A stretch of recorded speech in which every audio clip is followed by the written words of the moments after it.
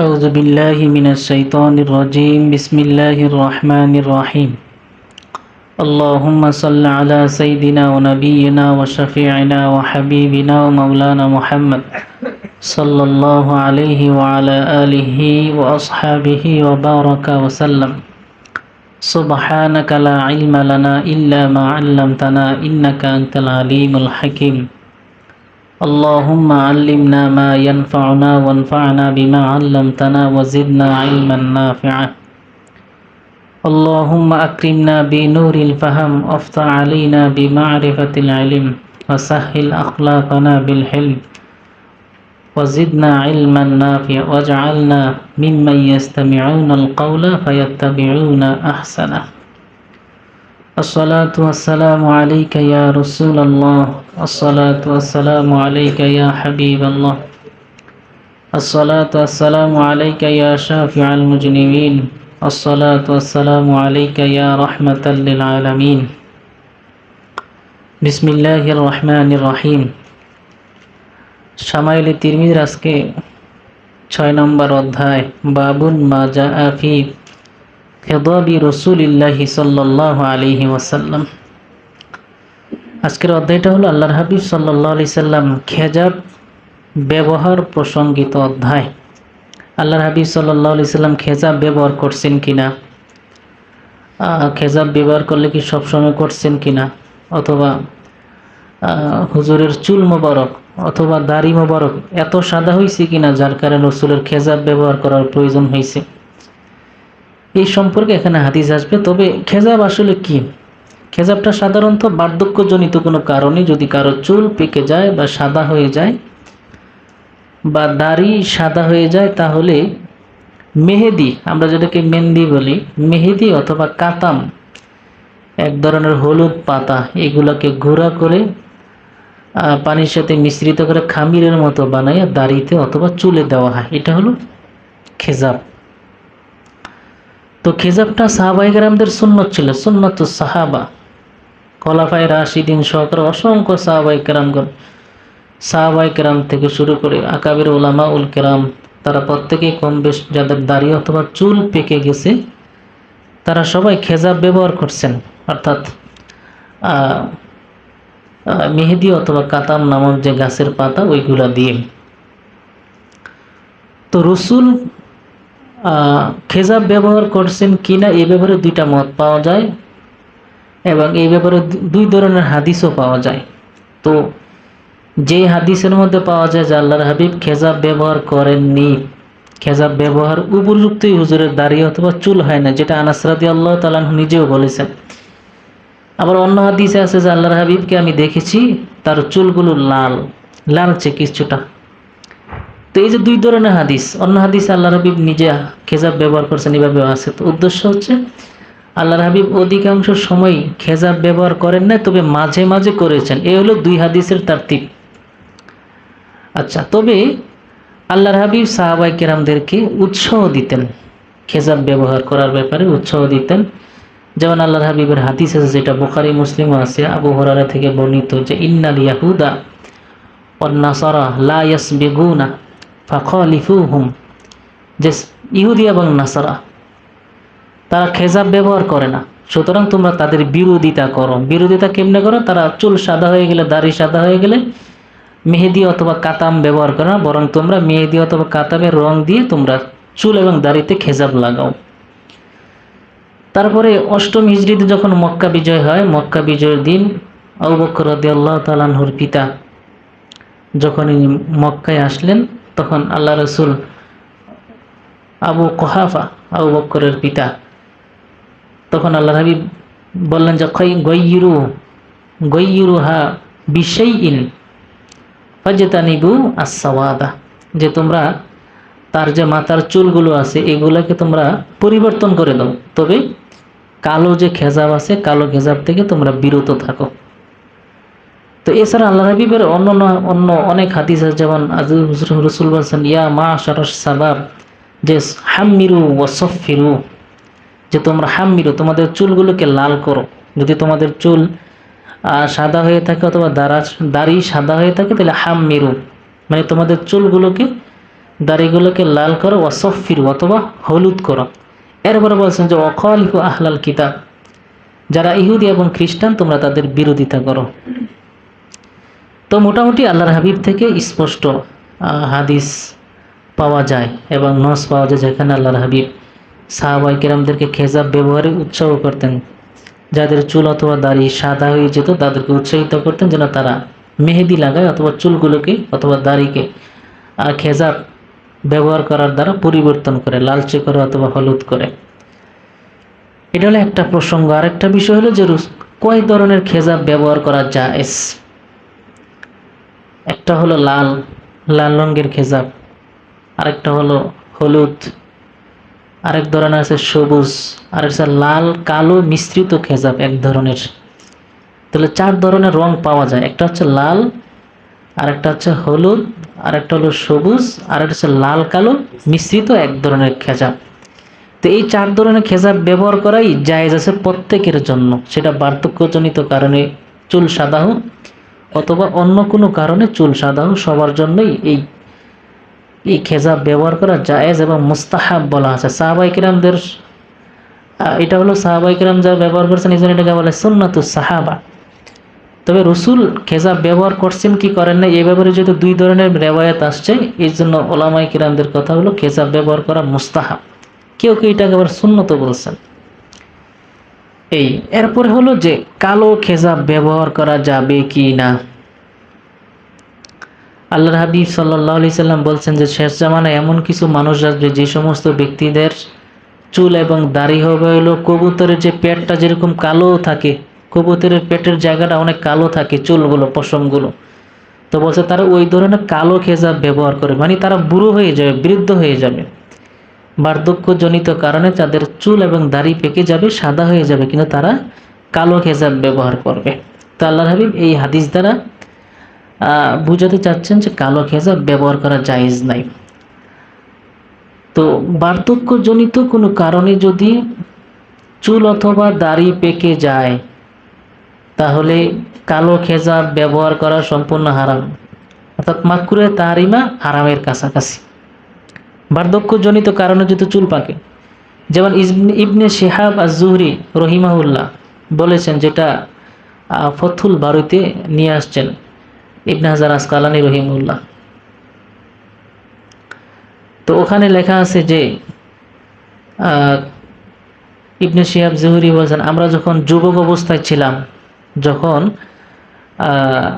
আমাদের চুলগুলো সজীব ছিল, অর্থাৎ আমরা যখন টকবগে যুবক ছিলাম ওই সময় আমাদের চুল সাদা হয়ে যাওয়ার কারণে আমরা কালো খেজাব ব্যবহার করছি, কিন্তু যখন আমাদের চেহারা মলিন হয়ে গেছে, শরীরটা মলিন হয়ে গেছে, তখন আমরা কালো খেজাব বাদ দিয়ে দিছি, আমরা তখন লাল অথবা হলুদ খেজাব ব্যবহার করতাম। তো আরেকটা বিষয় হলো যে আল্লামা আহমদ আলী সাহারানপুরি রহিমাহুল্লাহ উনি একটা মত এভাবে দিয়েছেন যে যে সমস্ত হাদিস আল্লাহর হাবিব কালো খেজাব ব্যবহার করতে নিষেধ করেছেন, এটার কারণ হলো ওই সমস্ত ব্যক্তিদের ক্ষেত্রে নিষেধ যারা বার্ধক্যজনিত কারণে চুল পেকে গেছে, অন্যকে প্রতারণা দেওয়ার জন্য, ধোঁকা দেওয়ার জন্য বা সৌন্দর্যতার জন্য দাড়িকে অথবা চুলকে কালো খেজাব দিয়ে সৌন্দর্যমণ্ডিত করেছেন। তাহলে যারা বৃদ্ধ, যাদের চুল মানে বার্ধক্যের কারণে পেকে গেছে, তাদের জন্য কালো খেজাব ব্যবহার করা মাকরুহে তাহরিমা, বরং হারাম। তবে যারা যুবক, অর্থাৎ হরমোনজনিত কারণে অথবা কোনো রোগের কারণে, রক্তশূন্যতার কারণে হোক অথবা অ্যালার্জি জাতীয় কারণ অথবা আপনার এই অন্যান্য যে সমস্ত রোগ আছে, আবার মনে করেন যাদের ক্যান্সারের কারণে যাদেরকে থেরাপি দেওয়া হয়, কেমোথেরাপি, এই জাতীয় কারণে অনেক সময় চুল পেকে যায়। আর একটা হলো বংশগত কারণে চুল পাকে, বংশীয় একটা রেওয়াজ হলো যে চুল পেকে যাওয়া প্রত্যেকের। আরেকটা হলো মানে হলো দুশ্চিন্তার কারণে চুল পাকে। তো এই জাতীয় কোনো কারণ যদি হয় যে রোগজনিত কারণে অল্প বয়সে চুল পেকে যায়, তখন ওলামায়ে কেরামগণ কালো খেজাব ব্যবহারের ব্যাপারে নির্দেশনা দিয়েছেন যে কালো খেজাব ব্যবহার করা যাবে। তবে তোহফাতুল আহওয়াজি এবং ফাইজুল কাদিরের মধ্যে আসছে, তবে হ্যাঁ, যদি অল্প বয়সে কারো চুল পেকে যায় তাহলে কালো খেজাব সরাসরি ব্যবহার না করে লাল কালো মিশ্রিত যে খেজাব এটা ব্যবহার করা উচিত।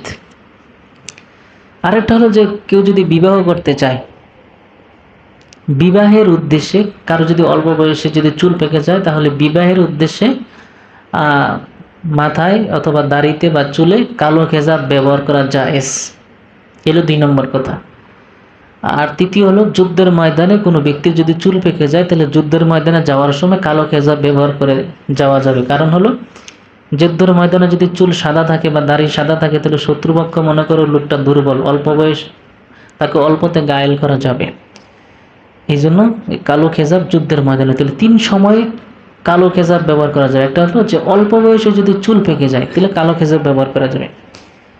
বিবাহের উপযুক্ত হয়েছে, বিবাহ করবে কিন্তু চুল অল্প বয়সে পেকে গেছে, তার জন্য কালো খেজাব ব্যবহার করা যাবে। আর আরেকটা হলো যুদ্ধের ময়দানে যদি কোনো ব্যক্তি যান, সে বয়স্ক হোক অথবা যুবক হোক, উভয়ের ক্ষেত্রে কালো খেজাব ব্যবহার করা এটা জায়েজ আছে। এরপরে বাজারে যে সমস্ত খেজাবগুলো পাওয়া যায়, বহু রকমের খেজাব, পাকিস্তানি খেজাব, বাংলাদেশি খেজাব, ইন্ডিয়ান খেজাব, যাই হোক, ওইগুলা ব্যবহার করা জায়েজ আছে কিনা। 2 শর্তে জায়েজ। 1 শর্ত হলো খেজাবটা কালো হতে পারবে না। কালো যদি হয় তাহলে আমরা পিছনে যে আলোচনা করলাম ওই আলোচনার শর্ত অনুযায়ী জায়েজ। আর আরেকটা হলো যে খেজাবগুলোর ব্যবহার করার দ্বারা যদি চুলে অথবা দাড়িতে কোনো প্রলেপ পড়ে, অর্থাৎ অতিরিক্ত কোনো প্রলেপ যদি চুলের মধ্যে পড়ে, তাহলে ওই জাতীয় খেজাব ব্যবহার করা জায়েজ নাই। কারণ আপনার চুলে যদি খেজাব ব্যবহার করেন আর এতে যদি প্রলেপ পড়ে যায়, তাহলে ওযু গোসল কিন্তু হবে না। আপনি তো মাথা মাসে করেন, মাথা তো মাসে করেন না, করেন তো চুল। তাহলে এখন যদি আপনার হাকিকতান মাথা মাসে করতে হয়, তাহলে চুল কাটা লাগবে কিন্তু, কারণ চুলে প্রলেপ পড়ে গেছে। এটা কয়েকদিন থাকে, মাথায় যখন খেজাব ব্যবহার করে তখন কয়েকদিন মাথায় এই প্রলেপটা থেকে যায়। তাহলে কালো খেজাব আর হলো যদি চুলে প্রলেপ পড়ে যায়, এই 2 কারণ ছাড়া অন্য যে কোনো যে খেজাব আছে, সেটা সবুজ হোক, হলুদ হোক, লাল কালো মিশ্রিত হোক অথবা লাল হোক, সব ধরনের বাজারে যেগুলো পাওয়া যায় এগুলো সব ধরনের খেজাব ব্যবহার করা এটা জায়েজ আছে। আচ্ছা, এবার চলেন আমরা হাদিস পড়ি। বিসমিল্লাহির রহমানির রহিম। বিহি ক্বালা হাদাসানা আহমদ ইবনে মানি'আ হাদাসানা হুসাইম হাদাসানা আব্দুল মালিক ইবনে উমাইর আন ইয়াদ ইবনে লাকীত ক্বালা আখবারানি আবু রিমসাতা ক্বালা আতাইতুন নাবিয়্যা সাল্লাল্লাহু আলাইহি ওয়াসাল্লাম মা ইবনিন লি ফাক্বালা ইবনুকা হাযা ফাকুলতু নাআম আশহাদু বিহি ক্বালা লা ইয়াজনি আলাইকা ওয়ালা তাজনি আলাইহি ক্বালা ওয়া রাআইতু শাইবা আহমারা। তো আবু রিমসা রাদিয়াল্লাহু তাআলা আনহু, তিনি একজন সাহাবী, তিনি বলতেছেন যে আতাইতুন নাবিয়্যা সাল্লাল্লাহু আলাইহি ওয়াসাল্লাম, আমি পিছনে কিন্তু আমরা আলোচনা করছিলাম যে আবু রিমসা উনি একজন সাহাবী, আবু রিমসা আত-তাইমি। এরপর আমরা বলছিলাম যে তাইম এটা 2 ধরনের, একটা হচ্ছে কুরাইশ বংশের একটা শাখা গোত্রের নাম হচ্ছে তাইম, উনি কিন্তু কুরাইশ বংশের শাখা গোত্র থেকে আসেন নাই, বরং আরেকটা হলো তাইমুর রিবাত, যেটা হচ্ছে কুরাইশ বংশের যে শাখা গোত্র ছাড়া অন্যান্য কয়েকটা 5টা গোত্র মিলে একটা জোটবদ্ধ হয়েছে, ওই গোত্রটাকে বলা হয় তাইমুর রিবাত। তো আবু রিমসা হচ্ছেন সেই গোত্রের। তো আখবারানি আবু রিমসা আমাকে একটা হাদিস রিওয়ায়াত করেছেন। কলা, তিনি বলেন যে আতাইতু নাবিয়্যা সাল্লাল্লাহু আলাইহি ওয়াসাল্লাম, আমি আল্লাহর হাবিবের কাছে আসলাম মা ইবনিন লি, আমার একজন সাথে আমার ছেলে ছিল। ফাকল, আল্লাহর হাবিব আমাকে বললেন ইবনুকা হাযা, তোমার সাথে যে আসছে সে কি তোমার ছেলে? ফাকুলতু নাআম, হ্যাঁ হুজুর সে আমার ছেলে। আশহাদু বিহি, সে যে আমার ছেলে এই ব্যাপারে আমি সাক্ষ্য দিচ্ছি। অন্য রিওয়ায়াতের মধ্যে আছে ইশহাদ বিহি, আমর দিয়ে, যে আল্লাহ রাসূল আপনি সাক্ষী থাকুন, সে যে আমার ছেলে এই ব্যাপারে আপনি সাক্ষী থাকুন। তো এরপরে বললেন ক্বালা লা ইয়াজনি আলাইকা ওয়ালা তাজনি আলাইহি, লা ইয়াজনি আলাইকা, সে যদি কোনো অপরাধ করে তাহলে সেই অপরাধের শাস্তি তোমার উপরে পতিত হবে না। ওয়ালা তাজনি আলাইহি, এবং তুমি যদি কোনো অপরাধ করো সেই অপরাধের শাস্তি তার উপরে আসবে না। তো মূলত হাদিস কিন্তু এই জন্য আনা হয় নাই, বরং হাদিস আনা হয়েছে কি জন্য? ক্বালা ওয়া রাআইতু শাইবা আহমারা, আমি আল্লাহর হাবিবের চুলগুলো, তার মাথা মোবারকে যে চুল ছিল, চুলগুলো আমি একটু মানে এলো লালচে দেখেছি, লালচে অর্থাৎ হুজুরের যেই পরিবর্তনীয় যে চুল যেগুলো শুভ্র হয়ে গেছে, কিছুটা সাদা, তবে সাদার মধ্যে কিছুটা লালচে, মানে সাইগুন দ্বারা অর্থ কি, চুল সাদা হয়ে যাওয়া, বার্ধক্যে উপনীত হওয়া। তো রাইতু সাইবা, আমি রসুলের যে চুল মোবারকগুলো দেখি যে শুভ্র হয়ে গেছে, এগুলো পুরোপুরি সাদা না, তবে আহমারা, কিছুটা লালচে। তো সাধারণত চুল কিন্তু সরাসরি কালো থেকে সাদা হয় না, বরং প্রথমে লাল হয়, লাল হওয়ার পরে কালো হয়। তো এই হাদিস দ্বারা বোঝা যায় যে রসুলের চুল মূলত পুরোপুরি সাদা ছিল না, কিছুটা লালচে ছিল। আচ্ছা, মূলত হাদিসটা কিন্তু এই জন্য না। তো মাঝখানে দেখেন একটা কথা আসছে যে ইবনুকা হাজা, সে কি তোমার ছেলে? তখন ফাকুলতু, আমি বললাম যে নাম, হ্যাঁ রসুল, আশহাদু বিহি, সে যে আমার ছেলে এই ব্যাপারে আমি সাক্ষ্য দিচ্ছি। তো জাহিলিয়াতের যুগে রসুল্লাহর আগমনের পাককালেও এবং তার আগেও জাহিলিয়ার জগতে কি এক ধরনের রেওয়াজ ছিল, যেটা মক্কা বিজয়ের দিন আল্লাহর হাবিব ভাষণের মধ্যে বলে দিছিলেন যে যদি সন্তান যদি অপরাধ করে দেয়, তাহলে সন্তান যদি পালাইয়া যায়, সন্তানকে যদি পাওয়া না যায়, তাহলে ওই সন্তানের শাস্তি পিতার উপরে আসবে না। পিতা যদি কোনো অপরাধ করে আর এই অপরাধের কারণে যদি পিতা পালাইয়া যায়, তাহলে এই শাস্তি সন্তান পাবে না। তো জাহিলিয়াতের যুগে এক ধরনের ছিল, রেওয়াজ ছিল যে মনে করেন একজন ছেলে সে হত্যা করে পালিয়ে গেছে বাঁচার উদ্দেশ্যে। তখন যারা মনে করেন শাসক ছিল, তারা করতো কি, যে যেহেতু ছেলে নাই, বাবা তো আছে, সুতরাং ছেলে অপরাধ করছে মানে এখন বাপ এটার শাস্তি ভোগ করতে হবে। এখন আপনি ছেলের কারণে বাবাকে শাস্তি দিলেন, এখন ছেলের কারণে যেহেতু বাবাকে শাস্তি দিলেন, তাহলে তার হত্যার শাস্তি তো হয়ে গেছে। এখন ছেলে তো সুযোগ পাইছে, কারণ আমি এখন মুক্ত হয়ে গেছে, আমাকে আর শাস্তি দেবে না। আবার অনেক সময় হইতো যে বাবার অন্যায় করলে বাবা পালাইতো, বাবার অনুপস্থিতিতে সন্তানকে সে শাস্তি ভোগ করা লাগতো। এই জাতীয় কিছু অপরাধ জাহিলিয়াতের যুগে ছিল, যেটা আল্লাহর হাবিব মক্কা এই বিদায় হজের সময় এই অনেকগুলো ভাষণের মতো উক্তির মধ্যে সে একটা কথা ছিল যে সন্তান অপরাধ করলে বাবা সেই শাস্তি ভোগ করবে না, আবার বাবা অপরাধ করলে সন্তান সেই শাস্তি ভোগ করবে না। তো এখন উনি যে আল্লাহ রসুলকে বললেন যে রসুল আপনি সাক্ষী থাকুন, এ আমার হইল সন্তান, আর আপনি সাক্ষী থাকুন আমি হইলাম তার বাবা। তো এই পরিচয়টা দেওয়ার কারণটা কি? তো অনেক সময় আছে যে মনে করেন যে জাহিলিয়াতের যুগে তো অপরাধ প্রবণতা বেশি ছিল, কেউ যদি অপরাধ করতো তাহলে অপরাধ করে যদি পালাই যেত, তো এই শাস্তিটা অন্যের উপরে বর্তাইতো, মানে কোনো এক মাধ্যমে হোক সে শাস্তিটা আপতিত হইতো। তো এখন তার উপরে যেন কোনো ধরনের শাস্তি অথবা অপরাধ মানে বিনা কারণে শাস্তি যেন না আসে, এই জন্য বললেন যে হুজুর এই হলো আমার ছেলে, এছাড়া আমার কোনো সন্তান নাই। তখন রসুল তাকে সান্ত্বনা দিয়ে বলছেন যে এই জায়গায় তো সাক্ষী আর অসাক্ষীর কোনো বিষয় না, সন্তান তো তোমার। এখন লায়াজ নিয়ে আলাইকা, সে যদি শাস্তি ভোগ করে তুমি ভয় পেও না। ইসলাম এটা হলো এমন একটা ধর্ম যেখানে সন্তান শাস্তি মানে অপরাধ করলে তার শাস্তি পাবার উপরে আসবে না। এই জন্য বলছেন লায়াজনি আলাইকা, এই জায়গায় আমি সাক্ষী থাকা অথবা তুমি সাক্ষ্য দেওয়ার তো নিজে কোনো প্রসঙ্গ নাই, কারণ সে যদি কোনো অপরাধ করে লায়াজনি আলাইকা, তোমার উপরে সে শাস্তি আসবে না। আবার ওয়ালা তাজিনি আলাইহি, এবং তুমি যদি অপরাধ করো এই অপরাধের কোনো প্রবণতা বা এটার শাস্তি এটা তার উপরে আসবে না অথবা তোমার সন্তান ভোগ করবে না। আচ্ছা, এবার দেখেন কলা আবু ঈসা বলতে কি ইমাম তিরমিজি রহিমুল্লাহ, আবু ঈসা মোহাম্মদ ইবনে ঈসা আর তিরমিজি, ইমাম তিরমিজি রহিমুল্লাহ বলতেছেন যে এই অধ্যায়ের মধ্যে মোট 4টা হাদিস নিয়ে আসছেন। তো বলতেছেন হাজা আহসানু শাইইন, এই অধ্যায়ের মধ্যে যে আমি যে 4টা হাদিস নিয়ে আসছি, এই 4টা হাদিসের মধ্যে এই হাদিসটা হলো সবচেয়ে বিশুদ্ধ। ও রুইয়া ফি হাজাল বাবি, ও হাজা আহসানু শাইইন রুইয়া ফি হাজাল বাবি, এই অধ্যায়ের মধ্যে যে 4টা আমি হাদিস আনছি তার মধ্যে এই হাদিসটা হলো সবচেয়ে বিশুদ্ধ। এই হাদিসের ব্যাপারে কোনো মতবিরোধ নাই বা কোনো ইখতিলাফ নাই, সনদেও না মতনেও না। এবং ও আফসারু, এবং হাদিসটা হচ্ছে সবচেয়ে স্পষ্ট, এটার মধ্যে কোনো ভেজাল নাই বা এটার মধ্যে কোনো মতানৈক্য নাই। আচ্ছা, কারণ কি? উনি বলতেছেন লি আন্না রিওয়ায়াতি সহিহাতা আন্নাহু সাল্লাল্লাহু আলাইহি ওয়াসাল্লাম লাম ইয়াবলুগি শাইবা। কারণ হচ্ছে এই কথাটা কেন বললেন যে এই হাদিসটা হলো সবচেয়ে বিশুদ্ধ এবং সুস্পষ্ট, এই হাদিসের মধ্যে কোনো মতবিরোধ নাই। কারণ হলো লি আন্না রিওয়ায়াতি সহিহাতা, কেননা অসংখ্য বিশুদ্ধ রেওয়ায়াত আসছে যে আন্না সাল্লাল্লাহু আলাইহি ওয়াসাল্লাম, আল্লাহর হাবিব সাল্লাল্লাহু আলাইহি ওয়াসাল্লাম লাম ইয়াবলুগি শাইবা, রসুলের চুল মোবারক এবং দাড়ি মোবারক এত অল্প সাদা ছিল বা এতই অল্প শুভ্র ছিল যে হুজুরের মানে হলো বার্ধক্যে উপনীত হওয়ার কোনো অবস্থায় সৃষ্টি হয় না। অর্থাৎ পিছনে একটা হাদিস আমরা পড়ছি, যা আনাস রাদিয়াল্লাহু তাআলা আনহুকে জিজ্ঞাসা করছেন, রসুল কি খেজাব লাগাইছেন? তখন আল্লাহ এই আনাস বলছেন কি, লাম ইয়াবলুগি শাইবা, তিনি বার্ধক্যেই উপনীত হয় না, অর্থাৎ ওনার চুলই সাদা হয় না, তিনি উনি খেজাব লাগাইবেন কি জন্য?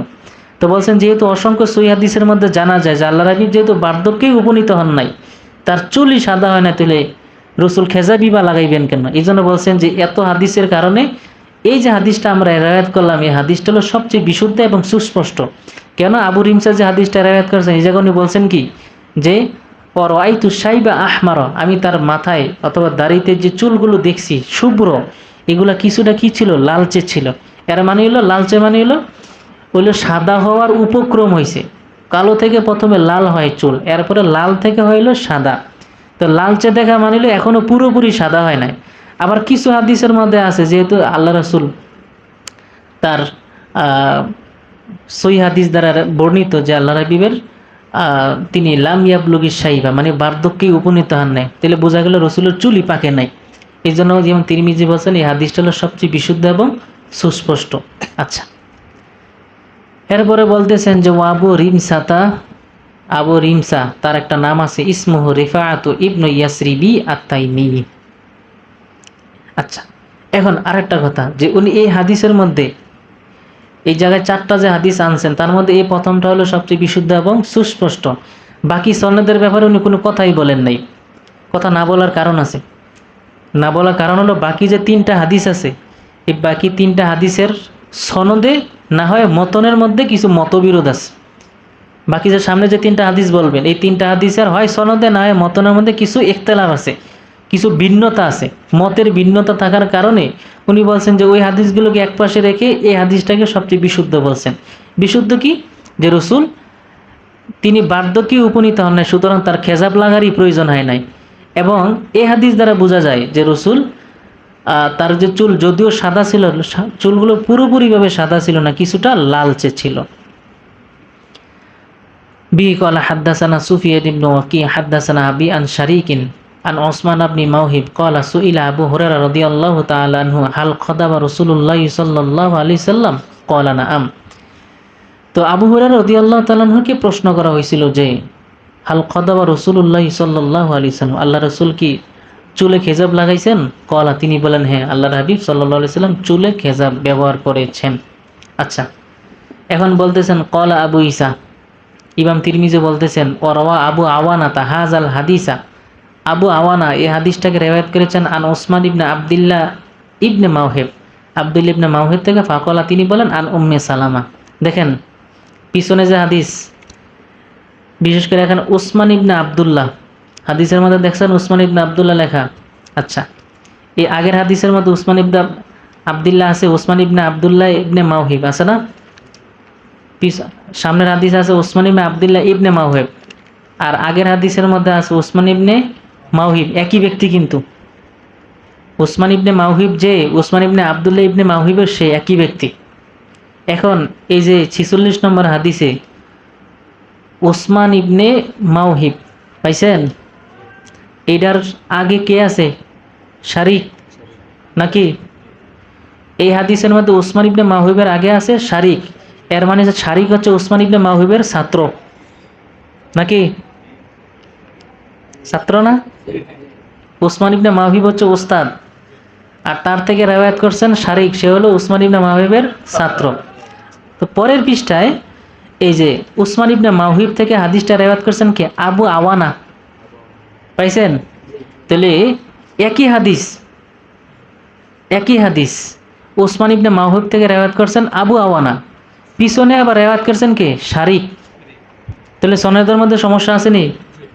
আবার এই হাদিসের এই হাদিসটা রিওয়ায়াত করছেন হলো আবু সালামা থেকে, আবু সালামা তো উম্মে সালামা, কিন্তু আগের হাদিসটা রিওয়ায়াত করছেন কে?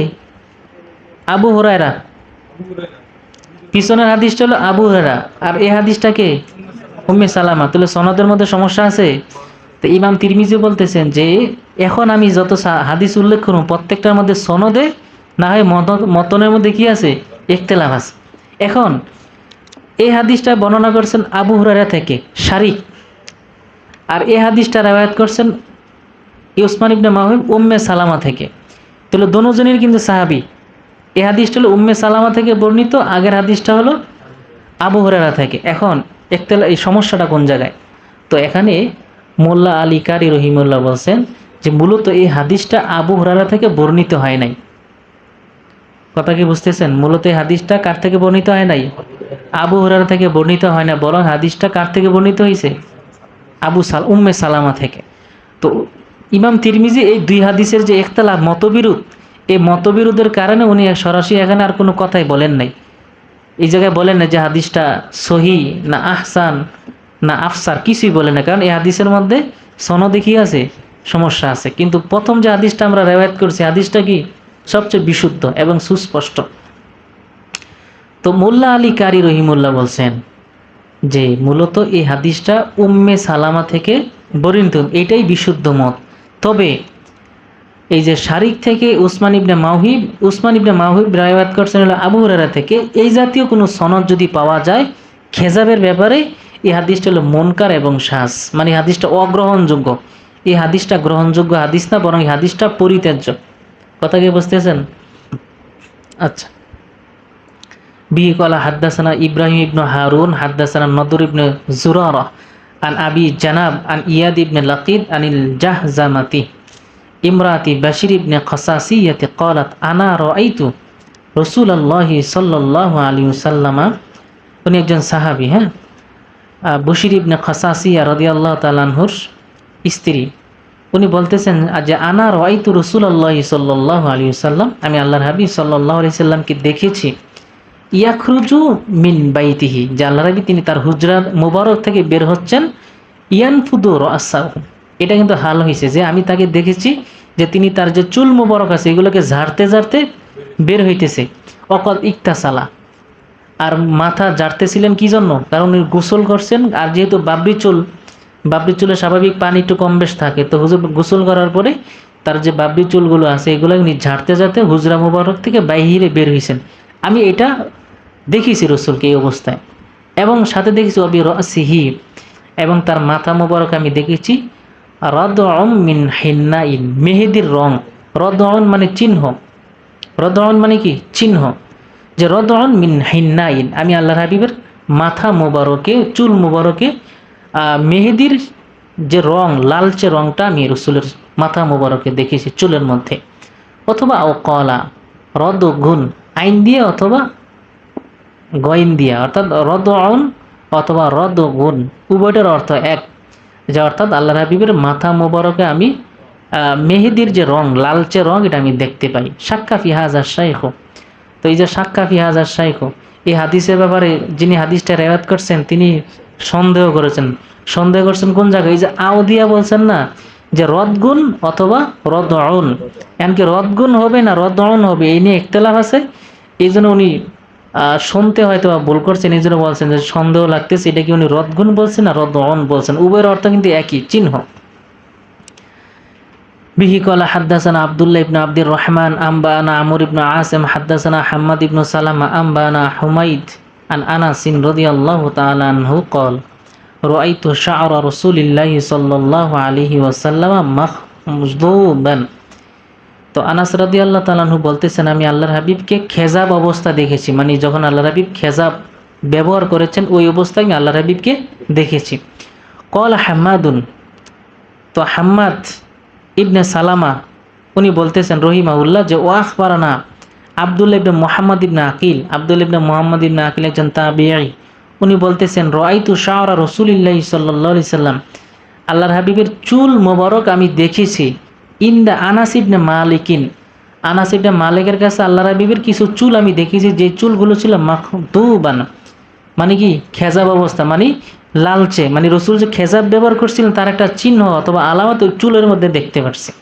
এখন দেখেন এই যে আনাস রাদিয়াল্লাহু তাআলা নিজে বলতেছেন যে আমি আল্লাহর হাবিবকে খেজাব অবস্থায় দেখছি, অথচ পিছনে ওনাকে জিজ্ঞাসা করছিল বিগত অধ্যায়ের মধ্যে যে হাল কদাবা রাসূলুল্লাহ, তিনি বলছেন লাম ইয়াবলুগি শাইবা, তিনি তো বার্ধক্যেই উপনীত হয় না, তাহলে ওনার খেজাব ব্যবহারের প্রয়োজন হইবে কি? তাহলে একই ব্যক্তি একই সাহাবী ভিন্ন ধর্মের হাদিস রিওয়ায়াত করতেছেন। এখন ওলামায়ে কেরামগণ এই দুইটার মধ্যে একটা তাদবিক দিয়েছেন। তাদবিকটা কি? যে আল্লাহর হাবিব সাল্লাল্লাহু আলাইহি সাল্লাম অধিকাংশ সময় খেজাব ব্যবহার করেন নাই। কারণ তাদবিক তো দিতে হবে যে কিছু হাদিসের মধ্যে আছে হুজুর খেজাব ব্যবহার করছেন, কিছু হাদিসে আছে যে হুজুর বার্ধক্যেই উপনীত হয় নাই অথবা চুলই সাদা হয় নাই, তাহলে খেজাব ব্যবহার করবেন কেন? তো সেই জায়গায় এই মানে দুই হাদিসের মধ্যে, দুই ধরনের হাদিসের মধ্যে ওলামায়ে কেরামগণ একটা তাদবিক দিয়েছেন। একটা হলো যে মূলত রসুল অধিকাংশ সময় চুলের মধ্যে খেজাব ব্যবহার করেন নাই, তবে মাঝে মাঝে হুজুর চুলে খেজাব ব্যবহার করছেন। তবে বুখারী এবং মুসলিম শরীফে কিছু হাদিস আছে যেখান দ্বারা বোঝা যায় যে আসলে মূলত আল্লাহর হাবিব খেজাব ব্যবহার করেন নাই, বরং তার চুলে এতটা সাদা হয় নাই যে তার চুলে খেজাব ব্যবহার করা লাগবে। এটা বুখারী মুসলিমের মধ্যে আসছে। তবে এই যে হাদিসটা, এই হাদিসের ব্যাপারে মোল্লা আলী কারি যথাসম্ভব উনি বলেছেন যে এটা এই হাদিসটা মূলত শায একটা হাদিস, মুনকার হাদিস। এই হাদিসটা গ্রহণযোগ্য না। কারণ পিছনে আনাস রাদিয়াল্লাহু তাআলা আনহু একটা হাদিস রিওয়ায়াত করছেন যেখানে বলছেন যে লাম ইয়াবলুগি শাইবা, তিনি বার্ধক্যেই উপনীত হন নাই। আবার এখানে বলতেছেন রাআইতু শা'র রাসূলিল্লাহি সাল্লাল্লাহু আলাইহি ওয়াসাল্লাম মাকসুবান। এই জন্য বলছেন যে হাদিসটা হলো মুনকার এবং শায, এটা অগ্রহণযোগ্য। আর বুখারী মুসলিমও হাদিস আছে যে আল্লাহর হাবিব বলছেন যে রাসূল খেজাব ব্যবহার করেন নাই।